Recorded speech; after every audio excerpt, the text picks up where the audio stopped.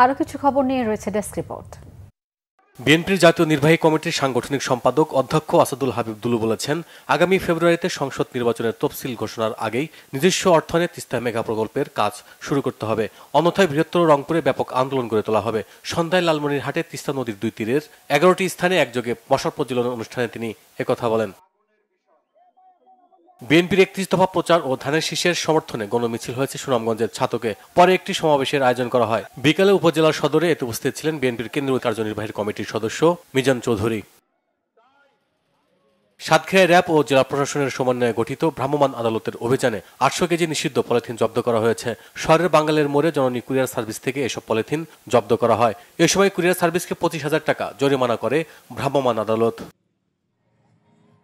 এবারের এসএসসি পরীক্ষায় রাজধানীর ডেমরার শামসুল হক খান স্কুল অ্যান্ড কলেজে 99.91% পাশে রেকর্ড করেছে। উত্তীর্ণদের মধ্যে 423 জনই জিপিএ 5 পেয়েছে। এদিকে ডক্টর মাহবুবুর রহমান মোল্লা কলেজ থেকে জিপিএ 5 পেয়েছে 920 জন পরীক্ষার্থী। সফল শিক্ষার্থীদের অভিনন্দন ও শুভেচ্ছা জানিয়েছেন উভয় প্রতিষ্ঠানের পরিচালনা পর্ষদ ও শিক্ষকরা। বীর মুক্তিযোদ্ধা এবং কিলো ফ্লাইটের বৈমানিক বীর উত্তম ক্যাপ্টেন শাহাবুদ্দিন আহমেদ আজ সকালে ঢাকায় নিজ বাসভবনে ইন্তেকাল করেছেন। ইন্না লিল্লাহি ওয়া ইন্না ইলাইহি রাজিউন। মৃত্যুকালে তার বয়স হয়েছিল 77 বছর। স্ত্রী, এক কন্যা ও পুত্রসহ অসংখ্য গুণগ্রাহী রেখে যান তিনি। বিমান বাহিনীর ঘাঁটি বাসার প্যারেড গ্রাউন্ডে অনুষ্ঠিত হয় মরহুমের রাষ্ট্রীয় ফিউনারেল প্যারেড এবং প্রথম জানাজা।